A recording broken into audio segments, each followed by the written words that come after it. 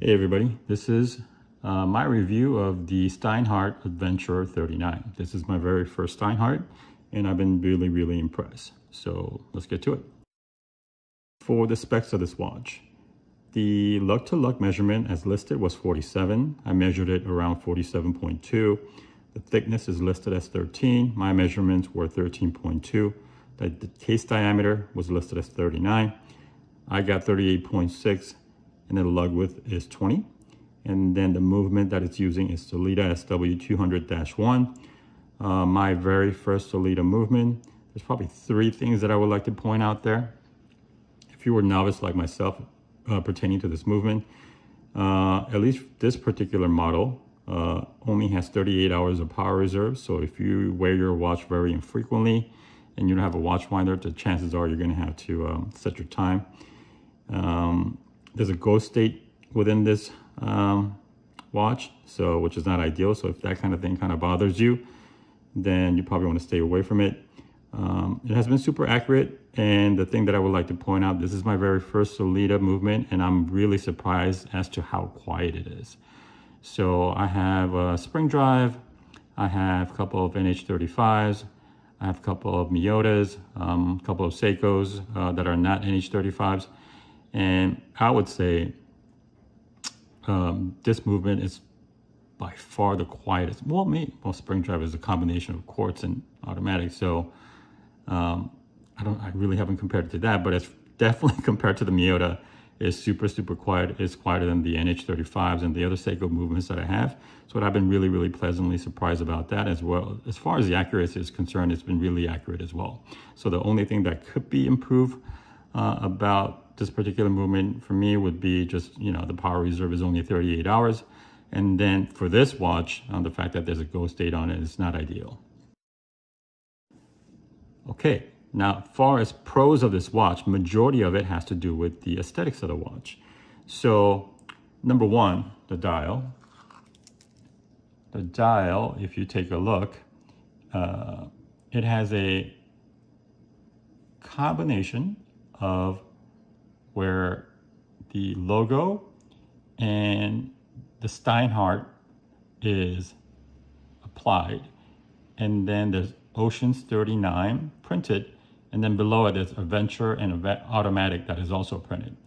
So when I kind of read some of the forum threads about this particular watch when it came out, people were kind of not pleased with the fact that there's applied logo along with the printed logo. They would have preferred that they would go with just printed logo all the way around, kind of like the Rolex.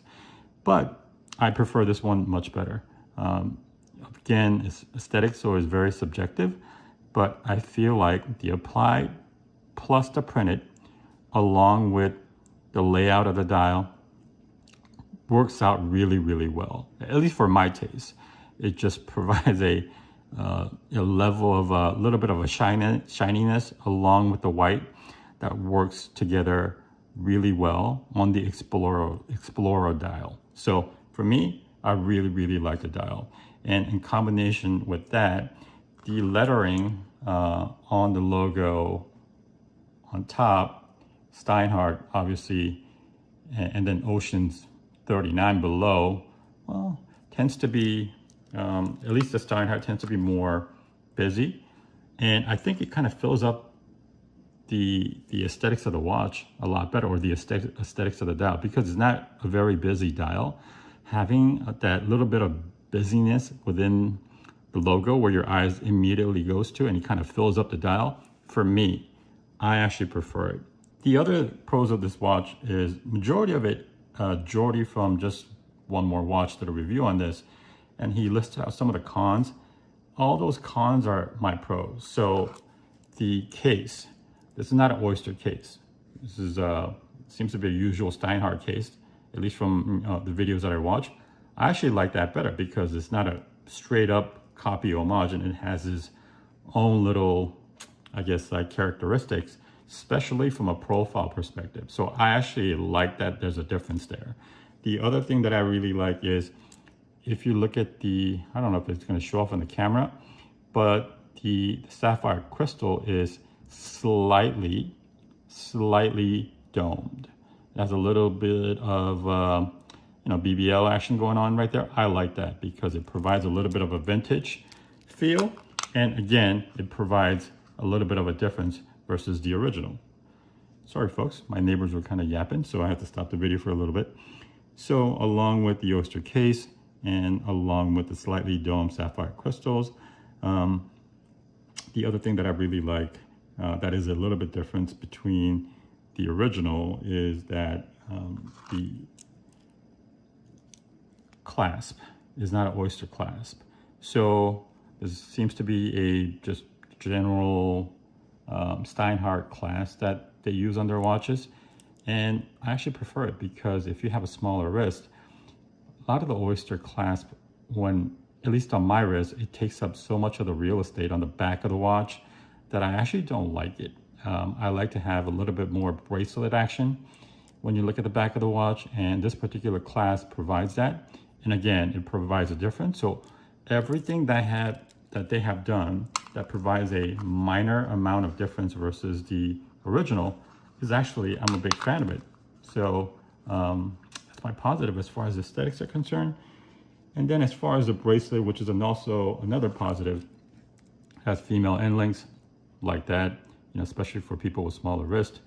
It tends to be big, chunky, a little bit thick, like the people that I follow on Instagram, like that.